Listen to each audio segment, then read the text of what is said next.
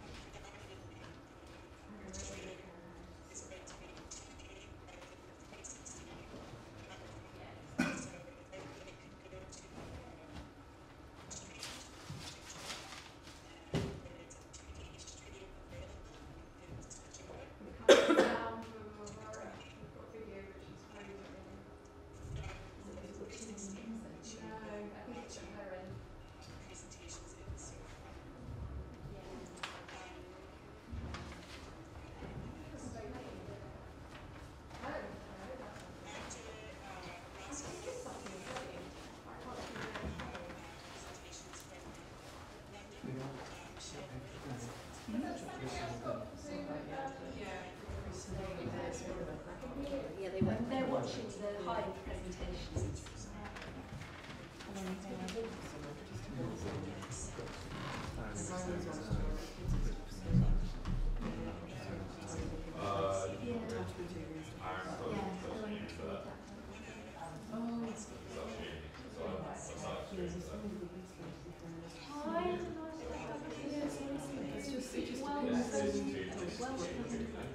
I mustn't stand there, I just talk to everybody and I'm going to have a minute to be doing 10 minutes. But come, there's a professional, next to at home, we're sort of starting off here.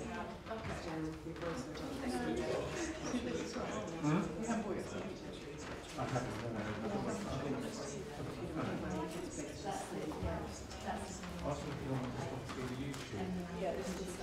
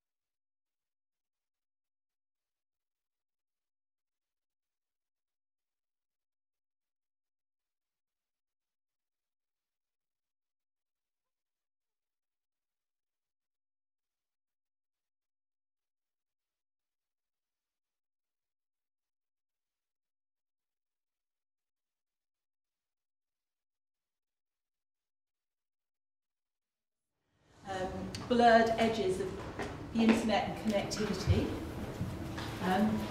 So we're going to begin in Moscow, but we're hosting Moscow. So I'm not going to say any more. I'm just going to hand over to Nicola Avery, who is the High Post.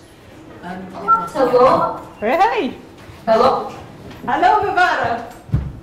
Hello, Nicole. Can you hear me? Yes, we can hear you. Oh, great. Thank you. Yeah. You're now live on YouTube. Okay, I'd just like to introduce Varvara. Sophia will be joining us shortly. Varvara is Associate Professor and teaches the Postgraduate Expressive Arts Therapy Programme at Moscow State Psychological University. We'll be seeing her video in just a couple of minutes, and Sophia, who I will just let in the room, hopefully that's Sophia. We've also got a presentation from her. Sophia Koroleva is a Gestalt psychologist and expressive arts therapist. So I'm going to go straight to our videos that they've kindly contributed. So we'll kick off with Varvara, and then we will be coming back to Varvara and Sophia for questions after both videos are played. Dear colleagues, my name is Varvara Sidorova, and I'm a head of Moscow Center of Arts Therapy and head of the Postgraduate program of Expressive Arts Therapy in Moscow, Russia. My presentation covered art and media art transformation. During this presentation, I will share with you ideas and methods of application for media art in the context of expressive arts therapy groups for women. Of course, you all will be aware of media art because it's a media art therapy conference, the global conference, which is very exciting. And I'm very glad to be part of this conference.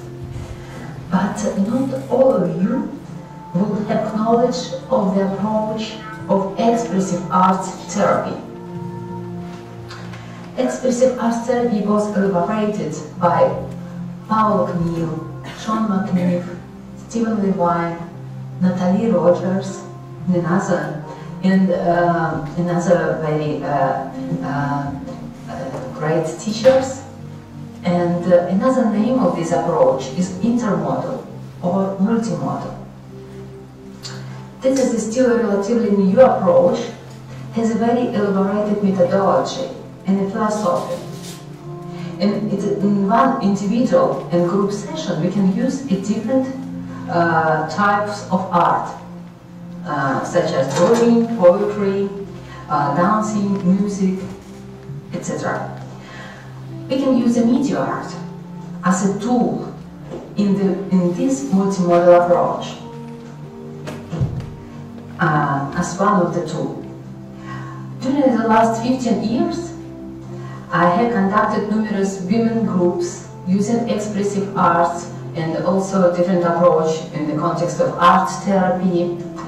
And my clients represented typical woman living in a busy urban environment in contemporary Russia, especially Moscow, because I live in Moscow and I'm working in Moscow.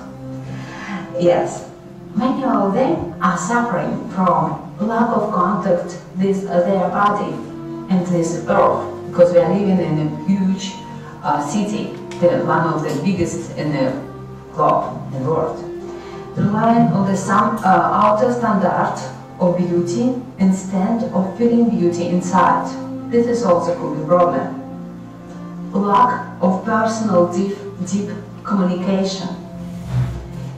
Sometimes inner conflicts relating to self-image, problems related to relationships with partners, or difficulties to find these partners.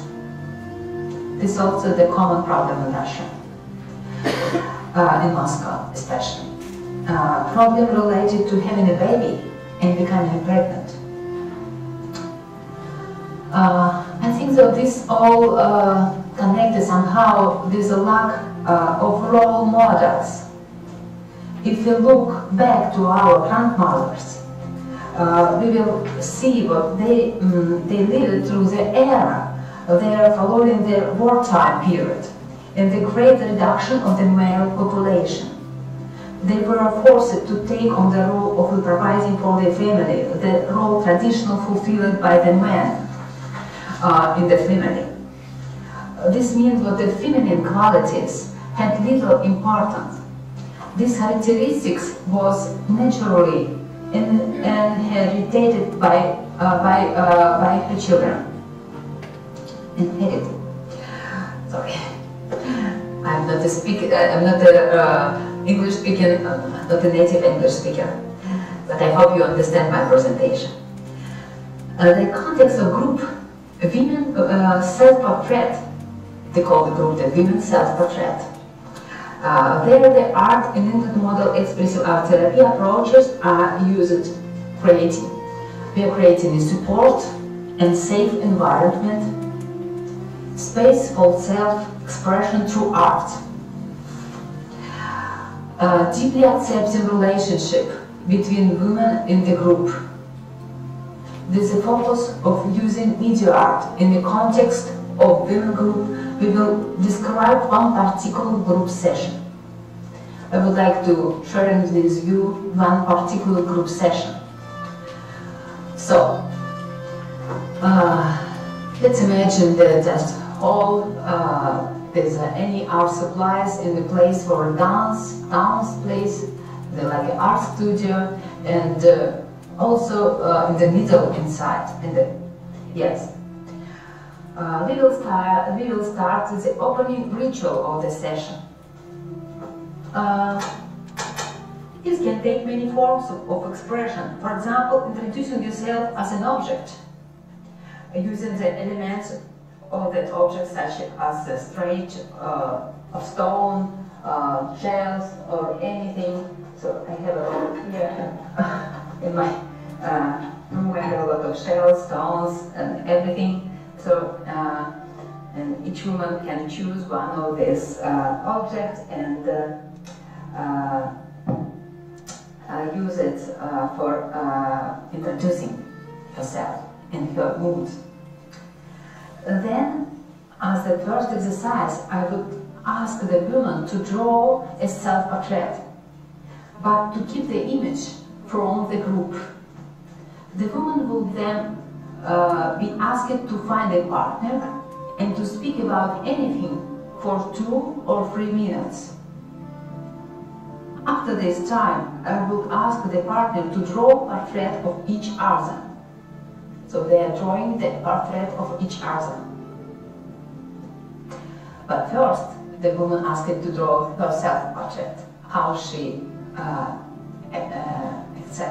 represents herself. But after this, portrait, not self-portrait.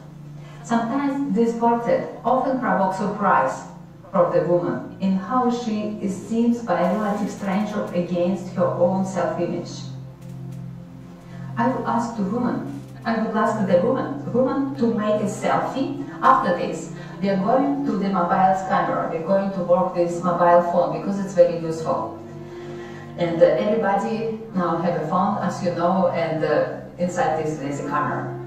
So, and after this, I would ask the woman to make a selfie and then to choose a dance partner. We will make the mirror dance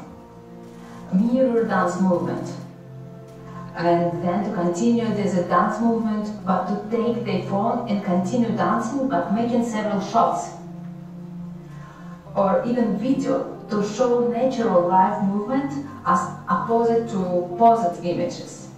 So I would ask them to play this dancing, to play this together dancing and using the camera. Sometimes it's a very unexpected camera we can find. The next stage will be to find a partner and to make images of themselves, of their mobile phones, and to make a screenshots these images 5 times. I'm going to explain you something very new, and this is maybe will be a very interesting tool for you as you work as a media artist. So, for example, this is a selfie here, And I will ask another participants to make some picture from the screens of the mobile phone, like this. And then change the game, like this. And I asked them to do it 5 times.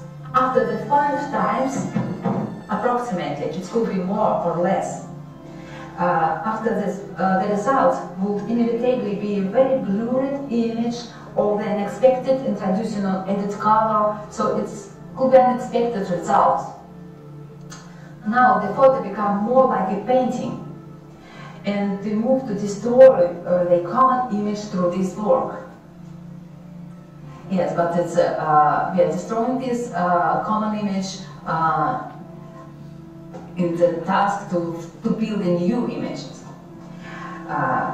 This work is based on the principle of expressive art therapy, creating art form, what we call the low skill, high sensitivity. There is no need for special skills to play with a phone camera like this. You just need a phone. But the result could be impressive. This idea to creating an image in such way was given to me by one of my colleagues, Konstantina Jer. She's an artist. He is an artist and teacher of media art course in my program of expressive art therapy, based on the Moscow State University of Psychology and Pedagogy. After this exercise, all participants moved back to the art area of our room, covered with plastic. They are moving back to the art area. From the dance area, they are moving back to the art area. Large sheets of paper had been fixed and on to the wall, and paint, these sponges had been prepared as well. I asked participants to create 1 or 2 self-images using sponges and large sheets of paper. As we know from a theory of expressive art therapy, one art form nourishes each other, nourishes another art form. And quality and freedom of drawing increase after dancing and playing with mobile camera. Yes. Then images are ready. I ask participants to create their own small exhibitions. So I asked them to bring to these exhibitions all the images were created by during this session. It is very exciting to see your own images, an image of the other woman, to see how unique and different we are. After this, I asked the participant to share your experience and impressions from the pictures of the woman in a non-judgment way. I asked participants to give an aesthetic response instead of a judgmental one. Yes. It could be an association, feeling, poetic words. Yes. I asked the participants who have received this response to write down the words which have impressed her. The woman then need to create poetry using these words. It is a poetic stage of our session. I ask people not to care about rhythm and rhyme. It could be very short, like haiku, for example, Japanese poetry form. After the short piece of poetry is ready, I ask participants to create a quick performance in front of the exhibitions to present their own poetry. Yes. Each woman reads and performs their poetry, and the other woman accepts this performance without any judgment, in a very accepting atmosphere. This is very important. Also, I can ask participants to make a short video of this presentation and use it as one of the tools in the process of knowing themselves. So now you can see the several pictures from the atmosphere of our session, of our groups.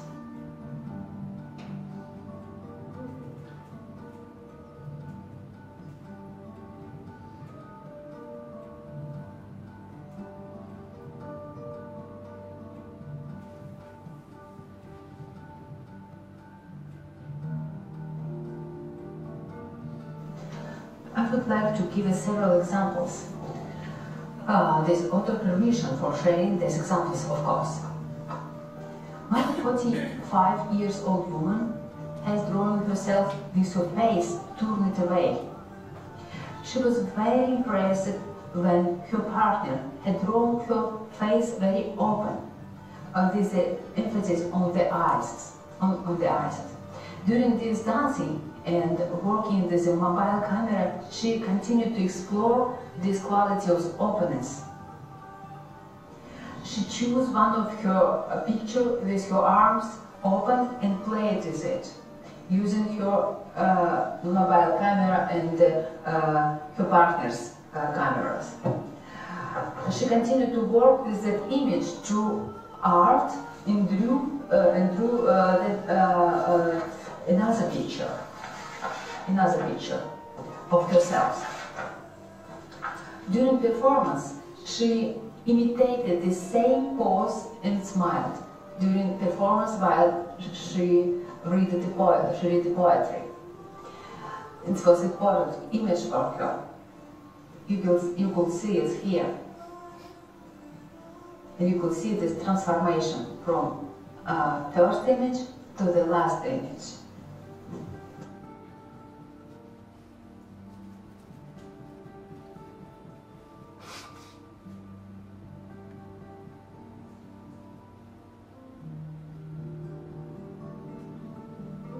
Another woman drew herself using soft colors first time. After dancing and working these cameras, she started to use earth colors, and she drew it with her hand, by her hand, like a hand painting. It helped her feel more grounded and not afraid of expressing herself. She said, "My first work was only conjecture, and here there is a natural life, and I'm more authentic. Working this photo helped me not to look at the details, but to look more closer to the very important content inside me." This is her poem. She wrote it in Russian. Of course, I translated it in English. "A smile falls into the depth. Contours are seen inside luridness. Voices are singing silently, and life will fill this form."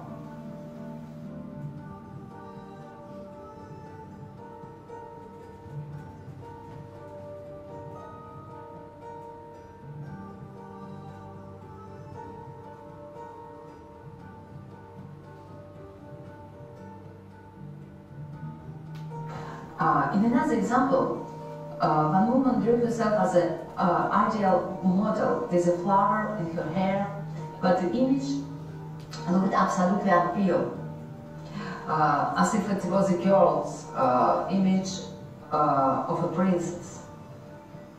After the other woman drew her, she was not able to accept this image, but was more look like her.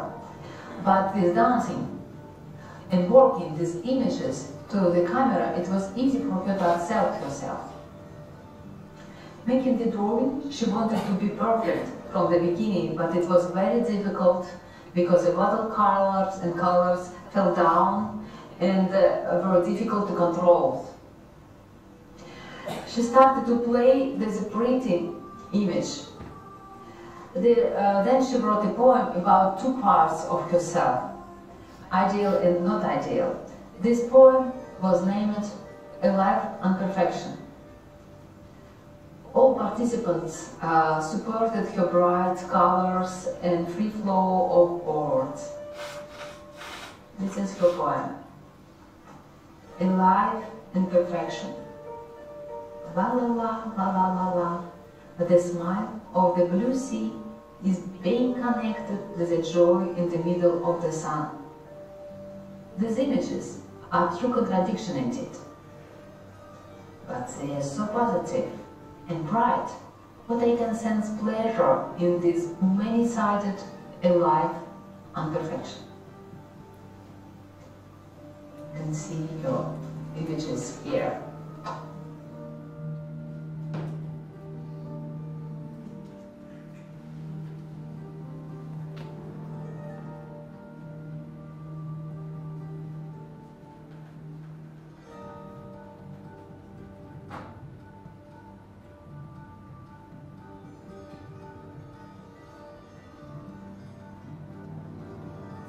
Улыбка скачет по глубину.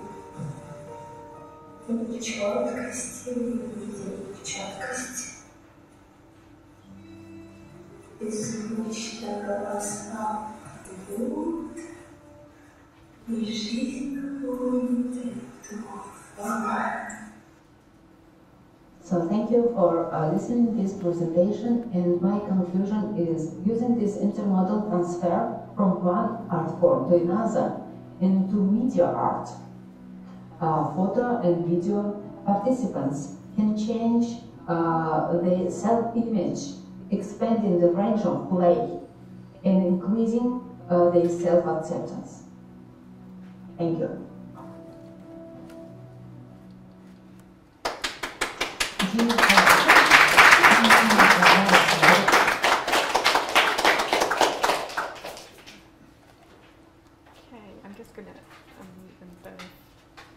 Okay, so we'll go straight on to play Sophia's video and the technology that she's been using also, I believe, in Moscow.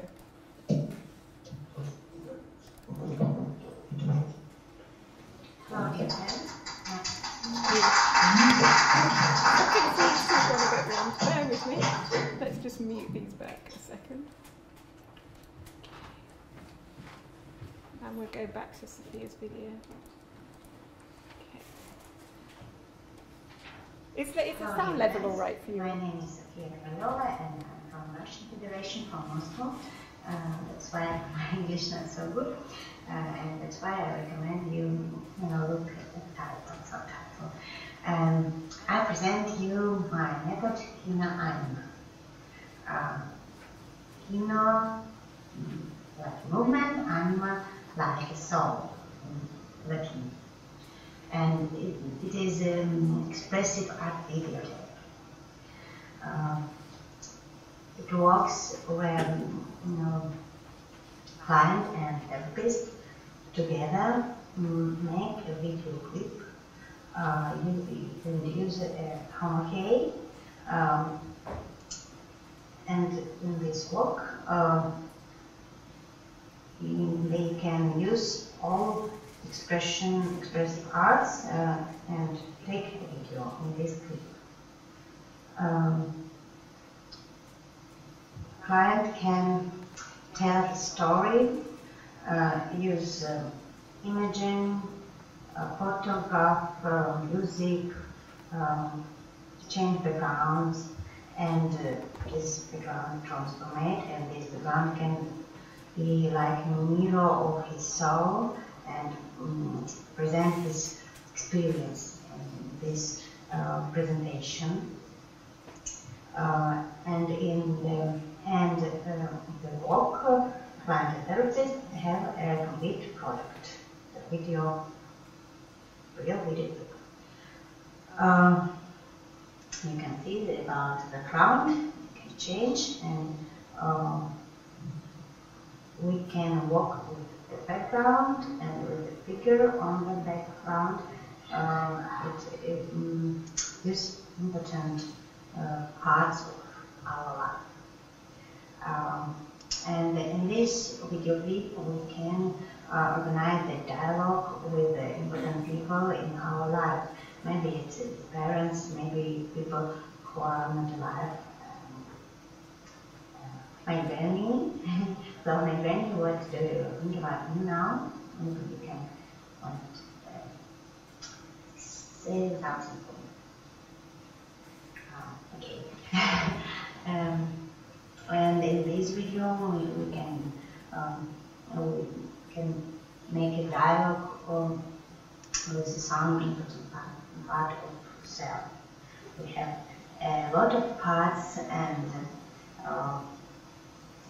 we can speak with this part or with some part in this video clip. And we can use in this work metaphorical association card and personal photo or photo from internet, and it's like a collage. In this work we can use it. And in this clip we can maybe meeting with important memory of life, of past, and with my brother and my memory and my life. And we can work with it, and my personal photo of the bomb I use in this book. It's like a phototherapy. This clip helps the formation of own identity, self-knowledge, self-acceptance on this work. If I can put something on this background and work with it, and take not a picture but video with me with this. It's very important, very interesting. And in this work we can use music, dance. I'll show you how I can use it. Because this video I make in real time. I'm alone in studio, small room with green background, chroma. I throw it away and put what I want, and I can use it in this work in real time. Of course, I made a presentation, and after that I put it in this background. And you see, I can move, and music happening, and this music very important for me, maybe. Find. Okay.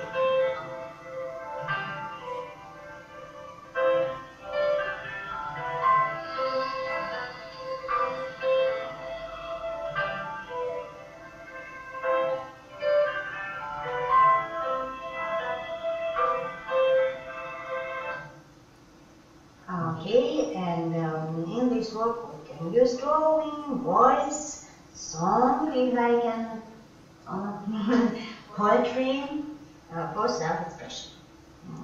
All expressive instrument in this work. And this time, client is involved in the work with the whole body, because he's a figure on the background. His figure, his character, and it's important work. Figure, background, consequence. And it's collage. It's a lot of parts of my soul and my source, and I can work with each part and speak about it and make a poem of every part.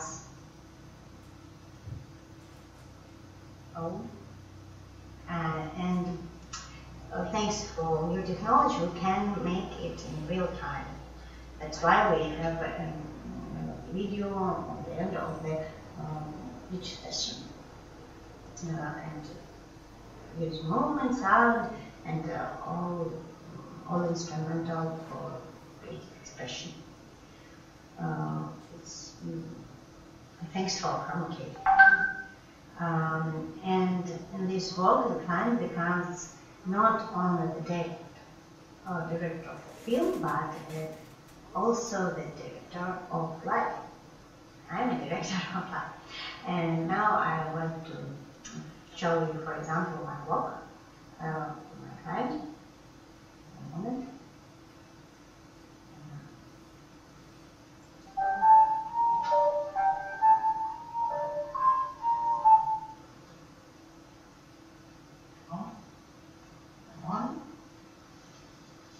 Show it one time. Okay.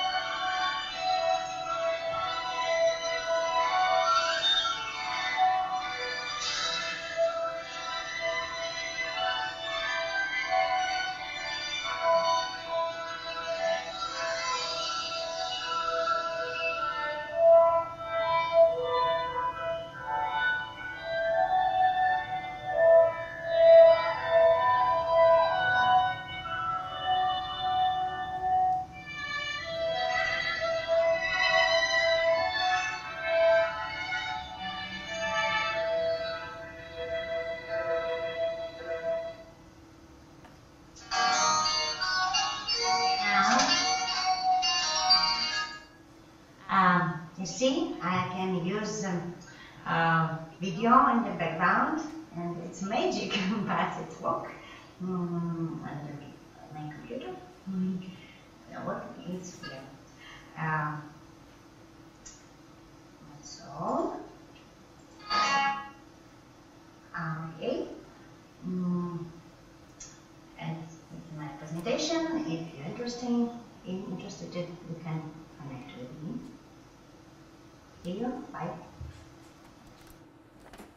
Okay. And that was Sophia. Okay, so let's go live to Varvara and Sophia. I'll just unmute both of them.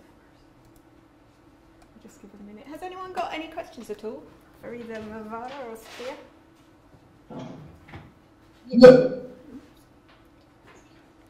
Yes, I'm here. Yes, thank you very much for attention, for my presentation and presentation of my colleagues. Thank you very much. It's very exciting to be part of this international conference.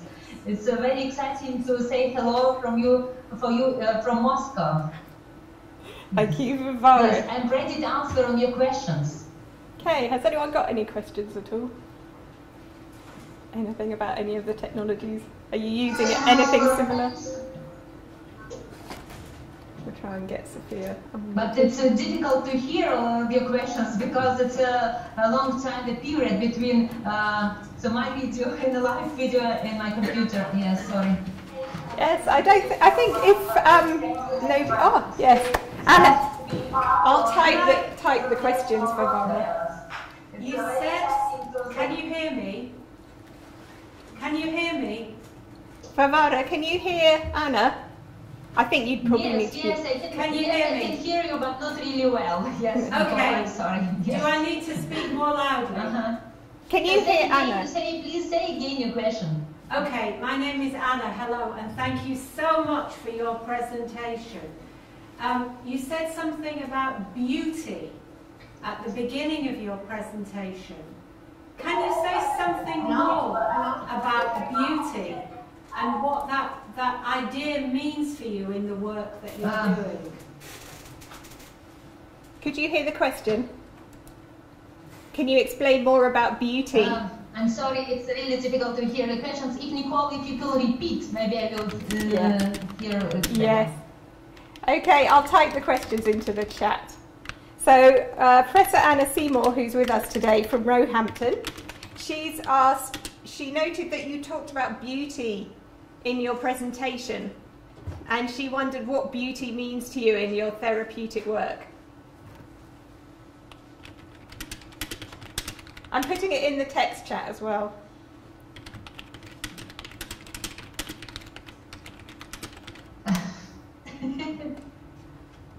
The joys of it. I'm really sorry, Nicola. I don't hear questions very well. What does beauty means in your therapeutic work? Oh, yes. Now I understand. Yes. Yeah, it's very great questions. It's very great question. Thank you very much. It's beauty. It is a heart of the therapeutic work. It's this sense of beauty, is beautiness. It's very important for us. But beauty, it doesn't mean something pretty or pink or something nice. This sense of beauty is something what take your heart, what stop you breathing for a while. It's something new. It's something what make you fresh. And sometimes it's like a moment of silence. What's happened inside the groups. Sometimes it's something unexpected. So I think so. This is a special feeling of beautiness. The beauty is very important for therapeutic process. It's like a bridge between, not bridge. It's something. It's helped to go evolve on the problem and to see all these some contradictions from the different point of view. It's something resolves all contradictions. So thank you very much for this question. Thank you. And thanks very much, Anna. Is there anything you want to come back with? I'm interested in the relationship between the aesthetic of beauty, and however one might define that, and the therapeutic process and feeling that she's working on. So Nicola, could you write the I'm just going questions, to type it in the text chat. There you go. Yes. Sorry, my bad typing.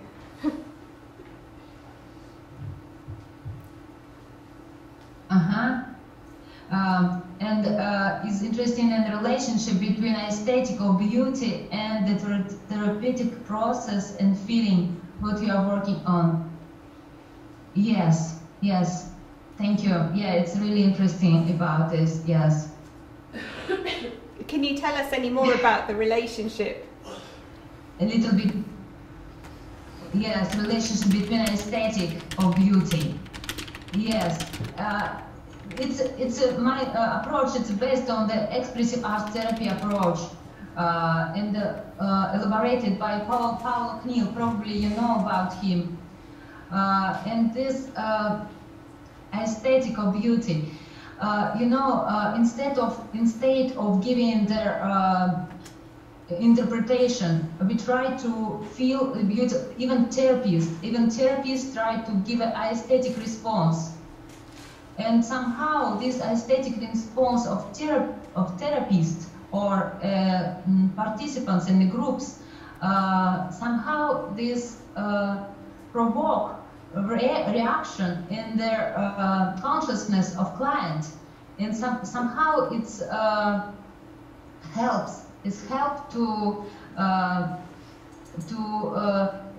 increase the really. To increase the natural process of self-healing somehow, because the consciousness works in this way. If you, yes, I'm sorry, my English. I hope you will understand. Yes. That's great. Thank you. Thank you very much. Thank you, Sophia. I'm just going to unmute you in case you want to say anything. Reaction in their consciousness of clients. I think we're getting an echo.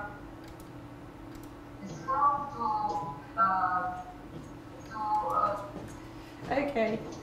Has anyone got any questions for Sophia?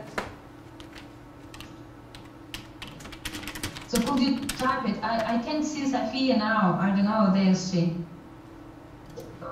This way. If you, yes, I'm sorry. We're just getting your answer, Varvara. I think it's the internet. It's just that we're getting an echo back. Sophia, I'm just going to unmute you in case you want to say anything. I think it's just catching up. Hello? Hello again? Hello. Привет, Sophia. Can you hear us? Okay. Has anyone got any questions for Sophia? No. Okay, it looks like we're just catching up. Okay, well thank you very much, Varvara. Thank you very much, Sophia. Thanks for joining us live. We look forward to seeing you and taking part on the YouTube stream for the rest of the conference. I should say to everybody it's National Men's Day in Russia today, so it's quite a big special day for them anyway, so I'm sure you're going off to do lots of exciting things too. Take care, thank you very much.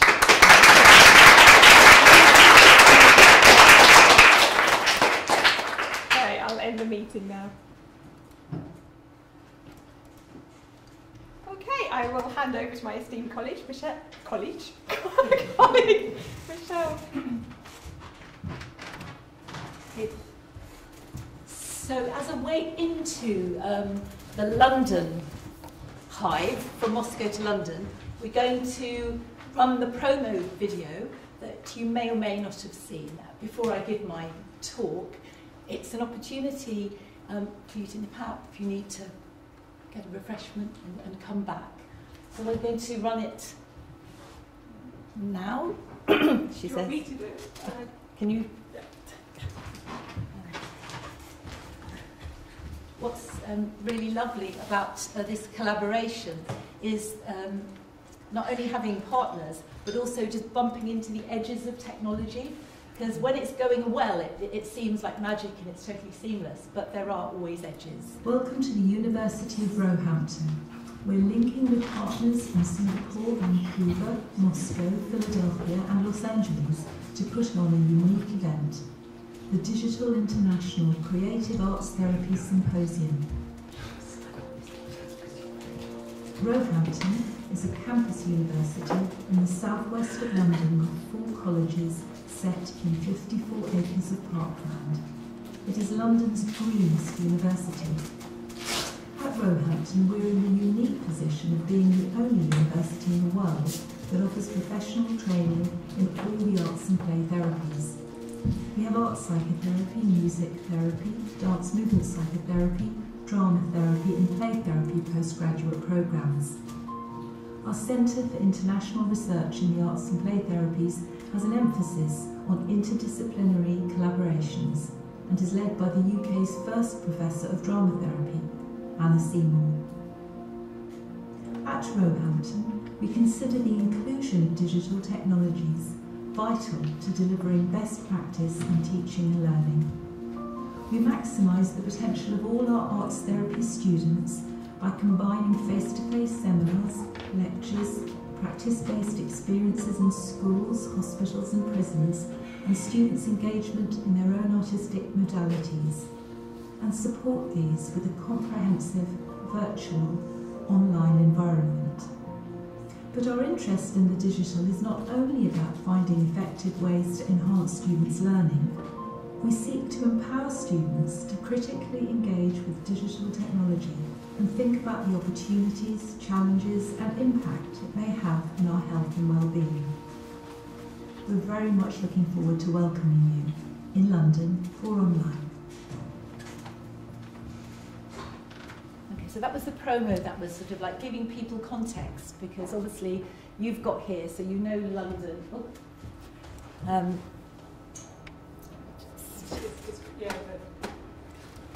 It's not that easy. It's all right. But it looks like we're ahead of schedule. So we're opening at 12 for London. So if you wanted to stretch your legs, pick up a drink. For the people who arrived once we got started, you're very, very welcome. Toilets are on the other side of the corridor, sort of parallel to this, but you go down the corridor there, and there are toilets if you need them.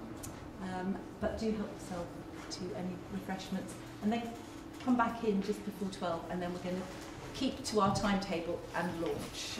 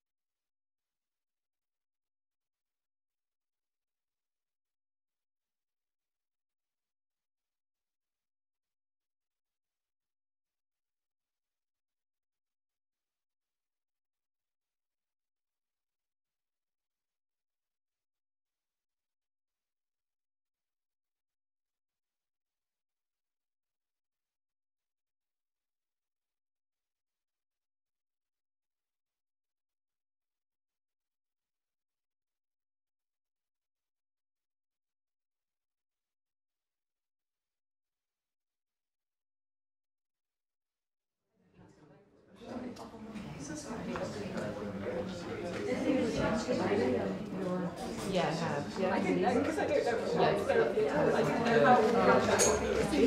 Thank you, Anna. That would make so much sense. No, that was the battery in the thing.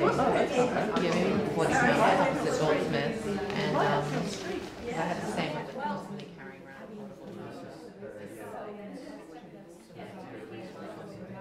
every hub, every training.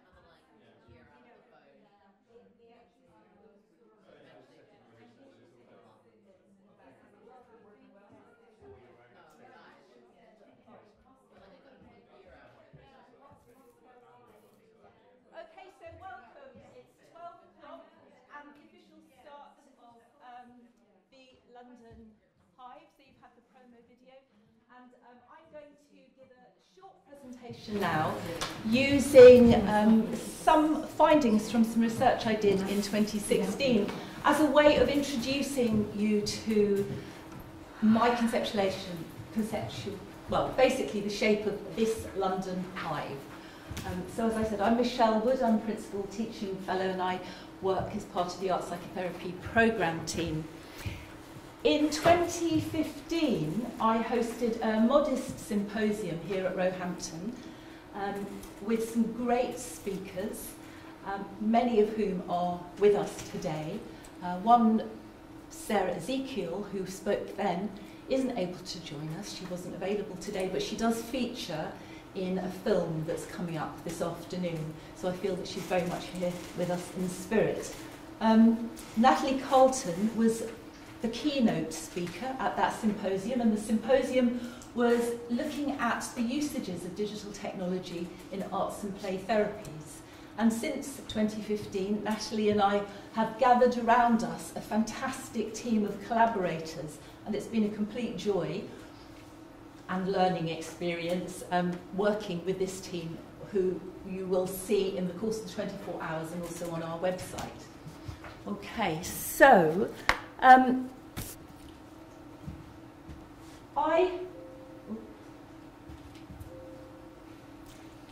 you saw me practice this a minute ago and it moved on. So, there we are, yeah. So, what's been driving my interest in the use of technology is its normalisation within our everyday lives.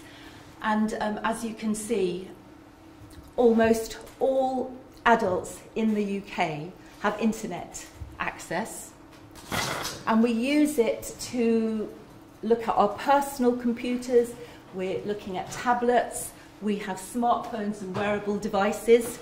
We use it for education, shopping, banking, and our health and social care. It's becoming a universal embedded feature of what it means to be a 21st century person. It's opened up a 24/7 culture of constant connectivity and instant access to an infinite amount of information. And certainly a report on the attitudes and usages of digital tech media in Britain found that most adults valued the internet as a way of maintaining their personal relationships, although they recognised its disruptive impact on face-to-face communication. So I think as arts psychotherapists, this is important for us to know.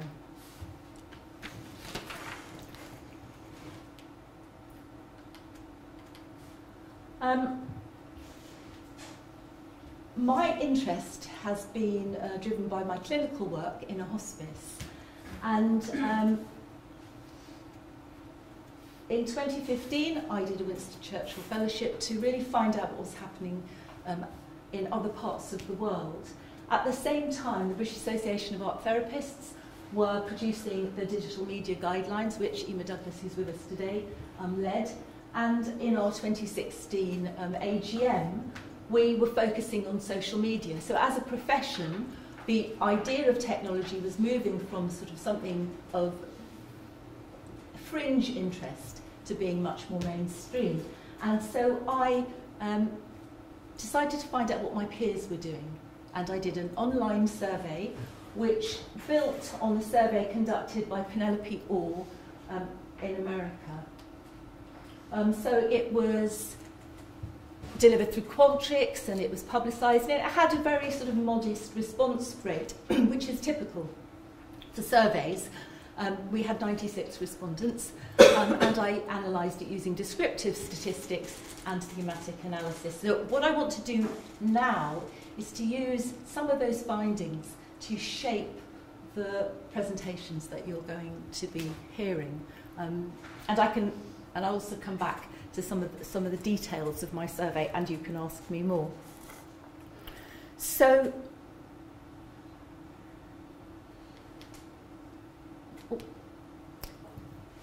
we're going to begin, after I finish speaking, we're going to be looking at the history, and we have got presentations by some seminal art therapists who, back in the 1990s, were really challenging the profession to think about technology. So we have an overview by Barbara Parker Bell and a short piece by Kate Colley. There are 5 other aspects that today's Hive, I hope, will bring to the fore. Number 1, technology can connect people who are at distance. So that comes under the heading of telehealth, and we have 3 presentations addressing that. So Kate Colley's back in the 1990s, then we have some art therapists in Wales, a researcher in Scotland, and we have somebody proposing a new platform to take us forward. So we've got a sense of the telehealth environment as a place in which we can step into. The second thing is looking at what technology can do to facilitate communication and engagement when the therapist and the patient are in the same space. And so we will have Vicky Camin's presentation and Andy Ridley's presentation, both in hospice environments, which is very nice for me because that's my area of interest, showing us something about what it means to be using technology to engage. Thirdly, we'll be looking at technology outside of therapy spaces with 2 presenters. One will be Leon Ancliffe's work with VR, and he'll be helping us to think about and challenge the notion that digital is disembodying. He'll be helping us to look at how VR can promote empathy and embodiment. And then Charles Miller, who'll be talking about the kind of biographical meaning making that can happen when you look back at your own stores and what it's like to work with elders. So we've got 2 presenters outside the therapy space helping us as practitioners kind of think about the ways in which technology is changing our sense of being in the world. And the next theme that I want us to pull out is to do with the barriers to implementation. So you'll see that Kate Colley and her colleagues in Canada were proposing an online way of engaging with people at distance. Back in the late 1990s, her presentation is from 2001. And we think here we are, 18 years later, we've got people proposing something very similar, because actually what's making it difficult to implement? And certainly my survey, I think, has raised some of the issues about barriers to implementation of innovative practice, and hopefully we can draw that out. One of those barriers, arguably, certainly, is to do with training. And Jonathan Issero's presentation will give you a sense of how we are tackling that here at Roehampton. Finally, the third theme that I want us to kind of pay attention to, which is probably running through all the content, has to do with the relational significance of our personal digital devices and how we use them to bring about positive personal and social change. And Mark Wheeler in his short film, and he'll be joining us by Zoom, so you'll be able to chat with him. He will be speaking about that. So I hope that you get a sense of how these presentations have been put together to help you pay attention to the key issues. So returning to my survey,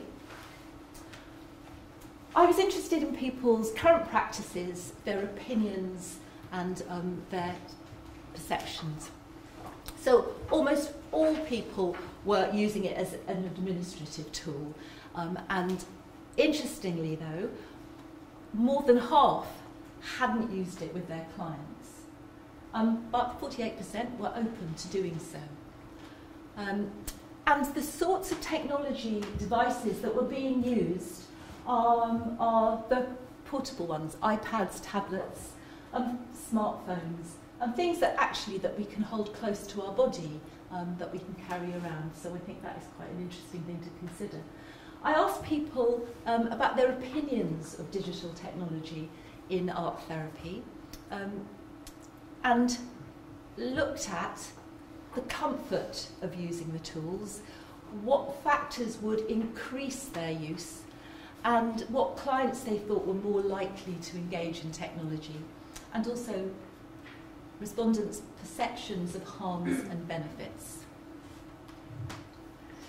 So most respondents were comfortable or very comfortable with using technology, even when they held the view that the digital tools were detrimental for art therapy. So that is quite an interesting dissonance. And participants' own comfort or discomfort didn't influence their use with their clients. So I think that's something that we can kind of unpack. The factors that were most likely to increase digital devices in art therapy were these four, fell into these four areas. Resourcing. A couple of quotes. Better broadband speed and mobile phone signal. A system that could cope with uploading imagery. So here we're up against the kind of illusion of seamlessness that technology holds out to us. And certainly in pulling together our 24-hour symposium, we hit barriers of broadband connectivity, and we can see, just even in our attempt to talk with Vivara, that kind of delay that can jar, that might put people off wanting to use that as a medium of connection. The second factor that needed to be addressed in order to increase the use is to do with training, and people felt they wanted to know specifically how they could use it therapeutically. So for today, we have these facilitated sessions, Discuss, Move, Make, where you will have a chance to put on a VR headset, see what it's like, play with some of the apps, find out about some apps that are used for mental health, so you can begin to and talk to each other. The third factor is driven, if it's driven by the client or it's clearly useful therapeutically, people were prepared to consider using technology, and particularly around physical disability. So if you think about technology as opening up I like to think of it a little bit like a justice issue. It's about increasing accessibility, giving people who might be disadvantaged or disabled the same access to our services. And then the final factor that seemed to be important to our recipients was to do with professional recognition. If it carried some status with it, if you know, our parent organisations said that this is valuable, then people would feel more confident about stepping into the digital world. And the client groups that people thought were most likely to engage were inevitably children and young people, clients with communication and physical difficulties and emotional issues, and people who were familiar with the technology. And possibly some respondents felt that the environment and participants' gender might be influencing it. And I think you'll see in some of the presentations this afternoon how that gets played out. So a quick heads up on harms and benefits. People felt that it undermined therapeutic boundaries, it reinforced avoidance, distraction and dissociation, and it was really limiting. If you're asking somebody to make a piece of art on something that's this size and covered in glass, it's never going to be as good as ink, paint, mess that can be this size. The benefits, though, are it's a way into the client's social reality, something that's familiar to their culture. It's a bridge to connection. And if it facilitates therapeutic goals, then we've got to go for it. And it can be helpful to those clients with an aversion to materials or who have limited motor skills. And certainly if you are able to hang around and stay on for the LA Hive, we've got some interesting presentations of work done with people with learning disabilities as examples of that, and elsewhere. So I'm coming to my conclusion, and I think it's true to say that technology is changing the way we think about and deliver psychological support. We have a digital strategy in this country, in the UK, and particularly in England, whereby it's being seen as a good thing to devolve responsibility for health and social care to the individual themselves. And the digital strategy is something that I think we could be making more of as art therapists. But that brings with it the challenge of workforce literacy, and as you will hear through all the other presentations, and certainly if you read the literature, there is a gap between clients and practitioners' confidence and digital literacy that is not only in our profession but more generally, and certainly again there is a lot of attention being paid to the education and training of the workforce. So I wanted to just flash before the UK audience eyes, but it might be interesting to our global audience to see that we have an NHS Digital Department. It's the National Information and Technology Partner to the health and social care system, and it has these very well-defined aims. And importantly, it has a statutory duty to use all the information that it's gathering to achieve better outcomes for health and social care. And I know this is one of the edges that art psychotherapists have pushed against, being forced to give up outcome measures, data that describes and the sort of metrics around our work, because really it's 2D and we work in 3D. But there's something about us recognising that actually we need to shape and inform these metrics, because NHS Digital is making good sense of them.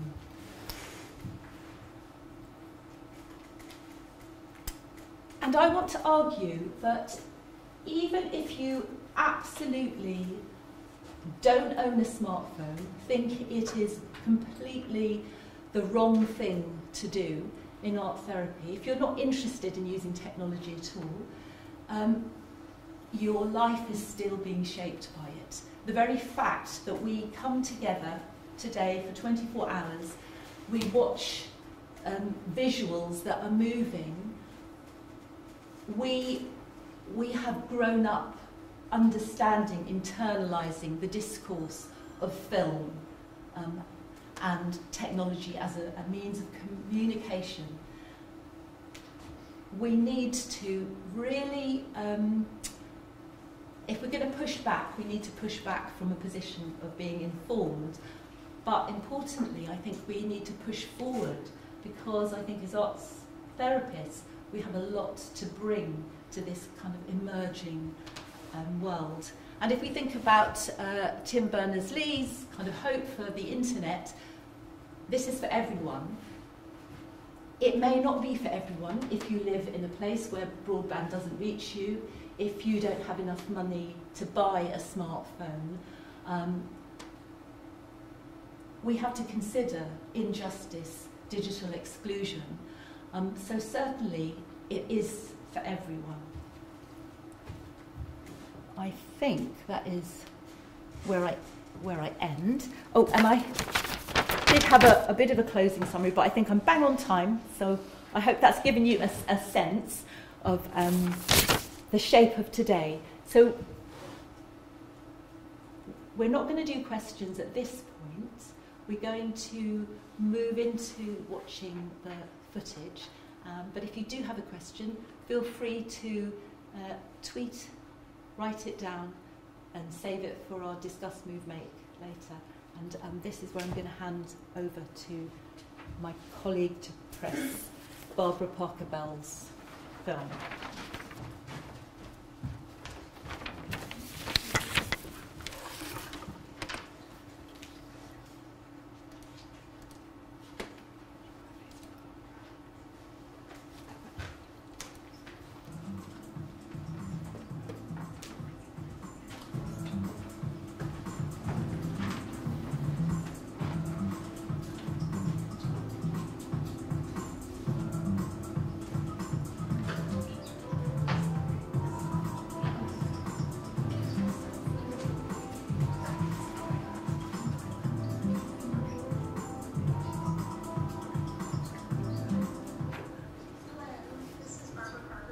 Art therapist and computer art therapy enthusiast.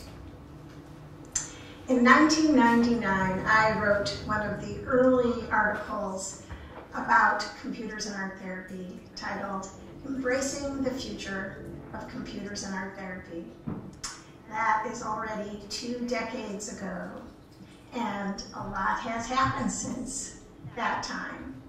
I'm grateful for the opportunity to review some of the accomplishments, conversations, and challenges that art therapists continue to face in terms of using digital technologies.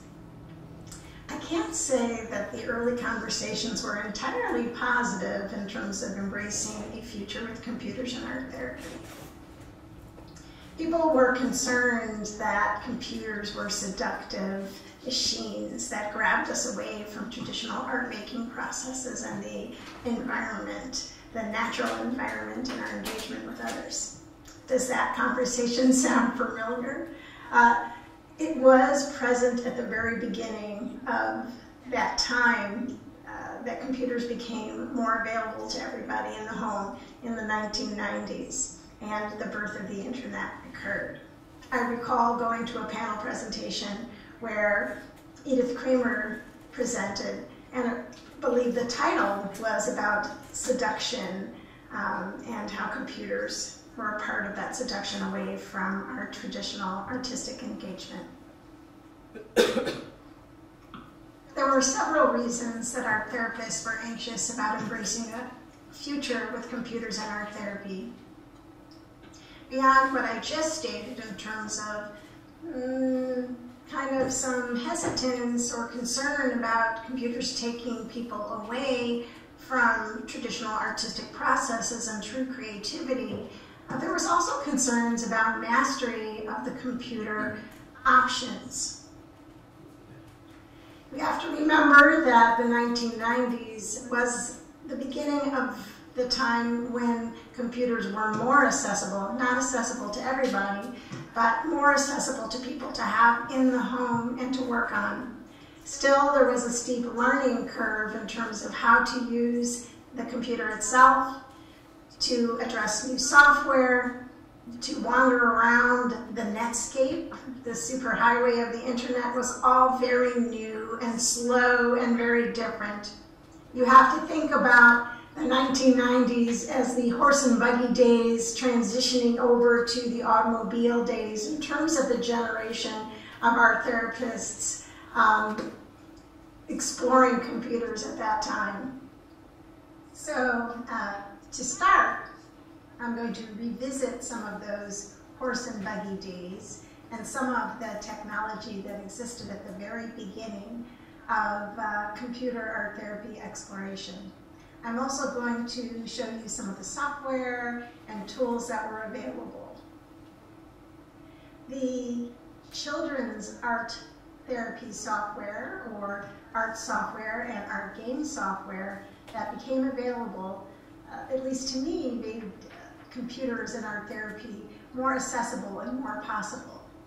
People were intimidated by some of the more advanced programs that were used by designers early on in terms of Photoshop and Illustrator.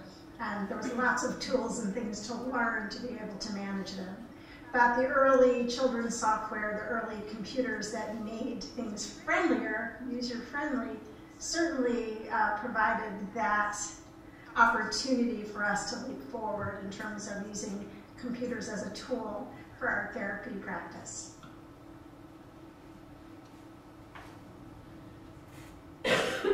Here is an example of the early Apple computer, the iMac. For some of you, that looks like an ancient artifact. For some of us, it's familiar and still may look like an ancient artifact. But it was one of the early computers that became popular and was easy to keep in one's home, and it made it fun for families to work on their computers in the home and begin the adventure of using software and other kinds of practices on their computer right at home. Cézanne was one of many creative art software programs put out by museums to help engage young viewers in art museums and art practices. These are some of the tools that also inspired me with my children and with potential clients, as I believe these software games allow people to engage in art making and provide more access to amazing images in the home setting and provide a type of pre-art play for a real art therapy practice or with artwork. So it can be a warm-up pre-art play. This is one of the software programs that caught my attention in the 1990s. Masterpiece Mansion is another game that I really enjoyed. It's about getting lost in a mansion and having to use art clues that you observe to help you get out of these different rooms in the mansion. These types of games don't exist on CD-ROM anymore, but are available on the internet and may be used as pre-art play for art therapy processes, whether on the computer or with traditional art materials.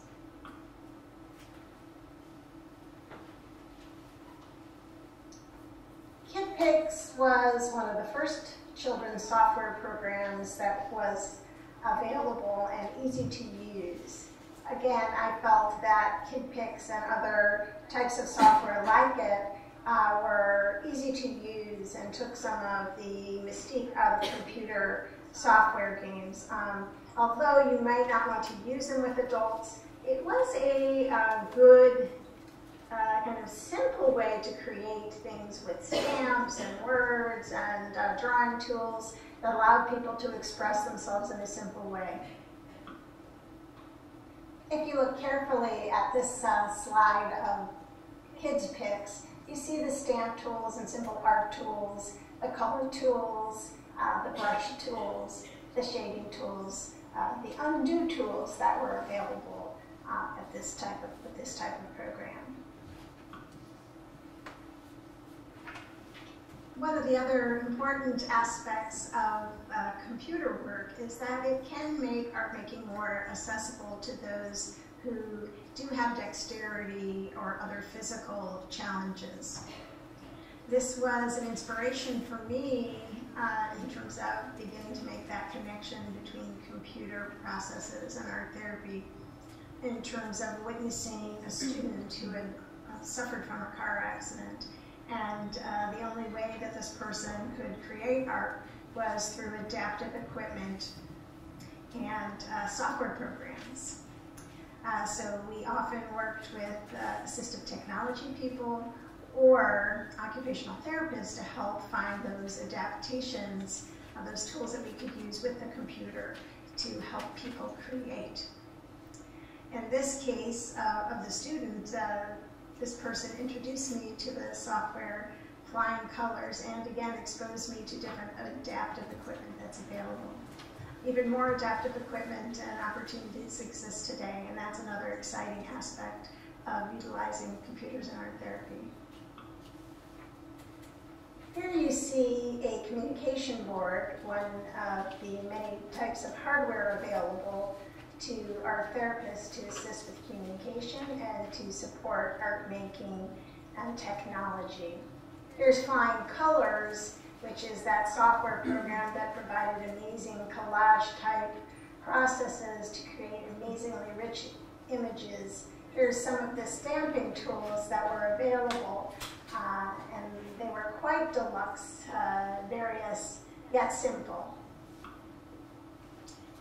Flying Colors software provided this very rich stamping collage-like environment with a lot of options available for people who use them. For example, you could change the size of the stamps, the location of the stamps. You had several different landscapes to choose from. You could make sounds to go with the different stamps as they occurred. And you could also print out the completed products to look at, just as we look at any other kinds of artwork in the art therapy process.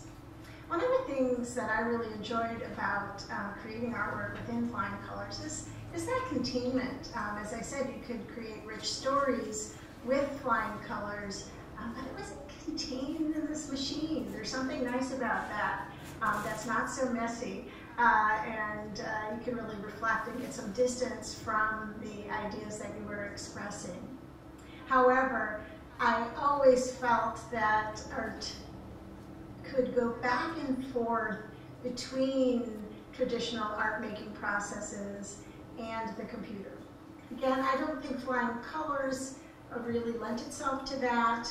However, there's other processes that we have and other kinds of hardware that help us go back and forth as artists, art therapists, and with our clients between art on computer and the art that we make. I'm going to talk to you about some of the hardware in terms of scanners and some of the software that we use to alter the work that we've created.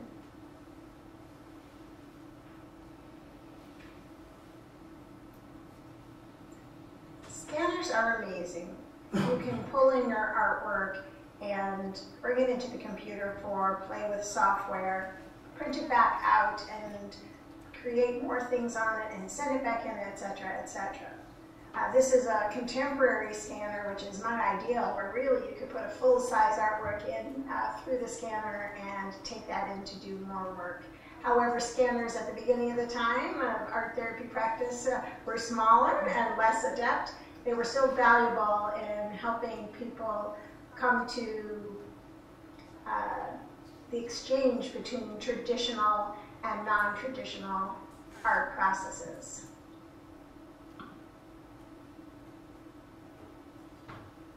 Now there are even more advanced tools that we can use in terms of tablets that serve as ways to kind of scan in our spontaneous drawing in the moment into the computer for software manipulation. There's amazing new opportunities for drawing and using computers.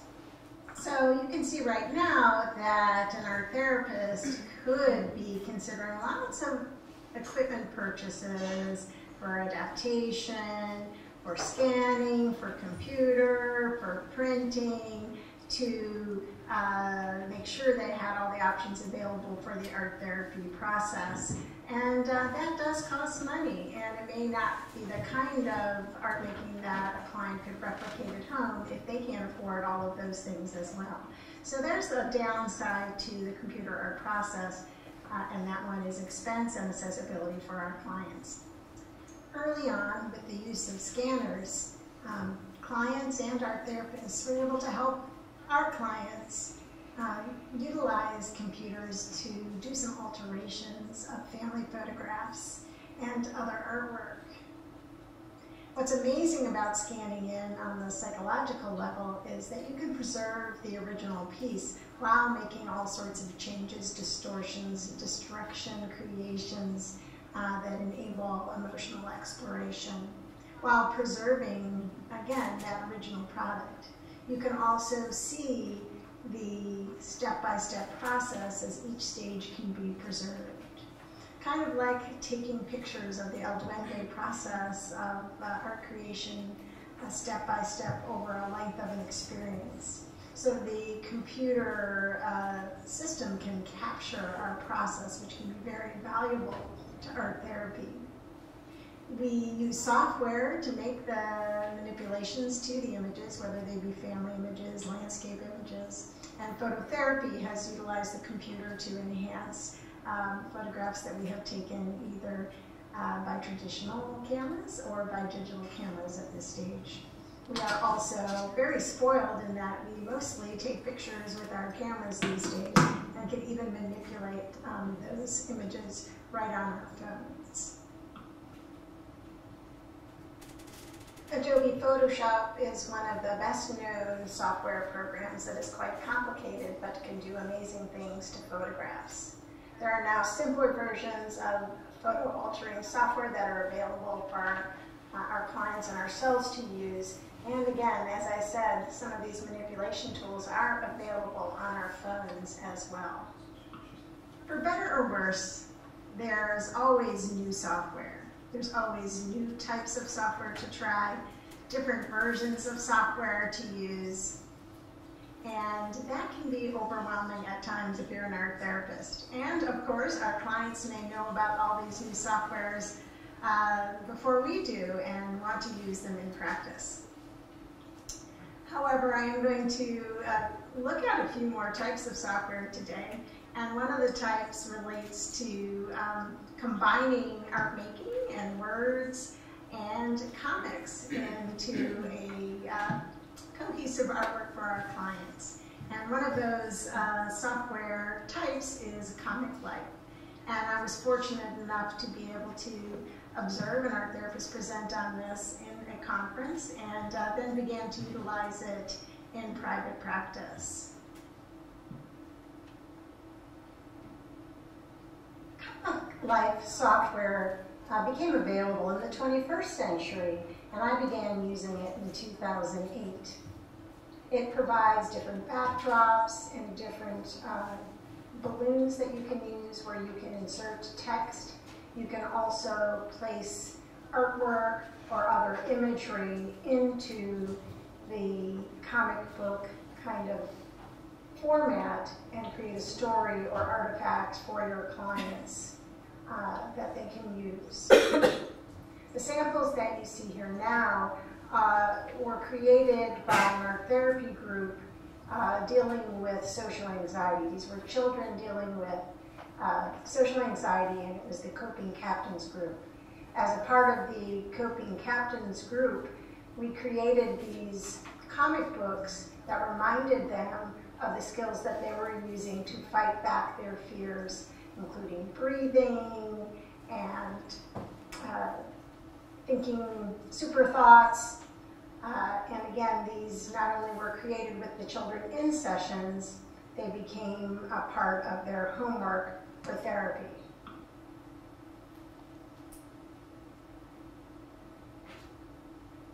Of course, there are other comic software available, or should I say today, apps that you can use with your clients to help them provide contained windows of art therapy space in the digital format.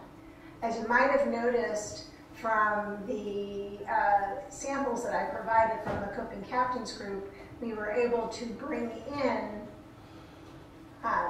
drawings that they created, take photos of them in costume.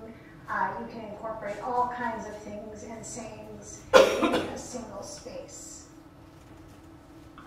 My example of the Coping Captains group and its use of the Comic Life software is just one example of how art therapists are adapting specific software to specific treatment plans for our clients. it can vary in terms of what comes first for the art therapist. Is it the need of the client that generates interest in a software or hardware opportunity? Is it the hardware or software capabilities that excite them and they think about applying that to a population? I believe both occur, and curiosity is required and time is required to be able to explore the digital media and to match that to the client's needs. In spite of potential challenges, art therapists continue to innovate, and I've been impressed with some of the applications of animation, both two-dimensional and stopgap animation using computers as interventions for adolescents, intellectually disabled, and those with dementia. Additionally, there's amazing use of iPads and iPad apps that are endless, and they've been utilized in medical settings where sanitary requirements are paramount.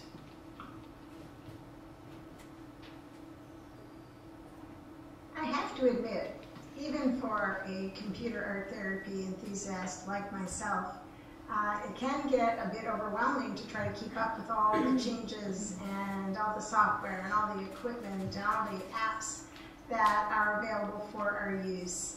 I have to confess that I take technology vacations and stay away from it for a while as not to be overwhelmed. Still, I find myself pulled back into experimenting with computers and art therapy as I'm curious, and I want to know how these different art processes that my clients are familiar with will help them in their pathways in creating a good life. One of the things that drew me back into art therapy and computer technology after my last vacation was considering the art of blogging and how that may be applied to therapeutic art settings. So many people find blogging attractive, and there's been several articles about how the blog has become similar to the journal, except that it's accessible online. There are pros and cons to journaling online, and some of that relates to privacy settings and people's awareness of privacy settings and access that may be available to others that were not intended to be witnesses. My personal blog experience occurred when I completed my Fulbright experience in the Russian Federation. During this time, I kept a written and visual blog about my journey. I found it a tremendously helpful experience to take pictures, reflect in writing, package it neatly in a way that I can put out in public and have that witnessed by others. Upon return from the Russian Federation, I delved into the therapeutic processes of the blog and considerations, and there's a lot of interesting dynamics in terms of what we may select in terms of expectations from our audience in terms of providing us feedback. All of these subtle nuances are important things for art therapists to know if they're going to counsel their clients on whether or not to undertake a creative art therapy blog. There's amazing benefits, but there could also be tremendous costs if people get unexpected attention from their blog postings.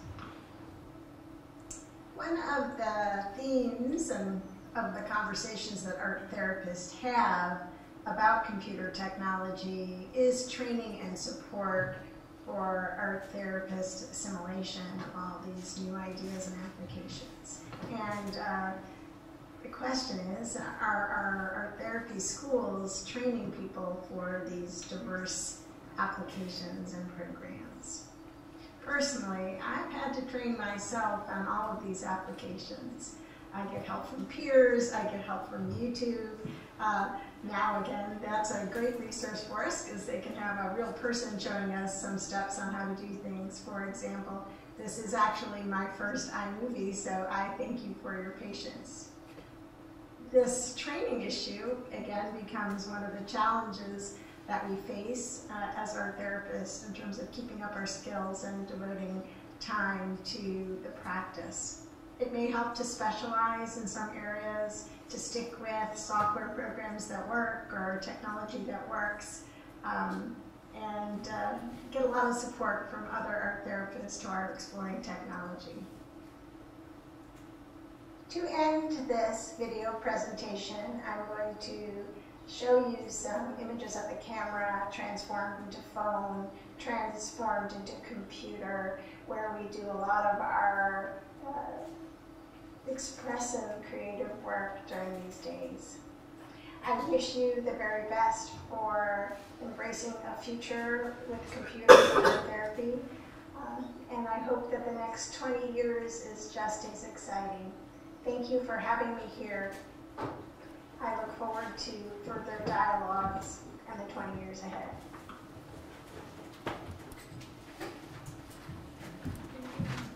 So I think she's given us a really fantastic launch pad for you now to go off into one of the 3 circles at the back and have a fiddle.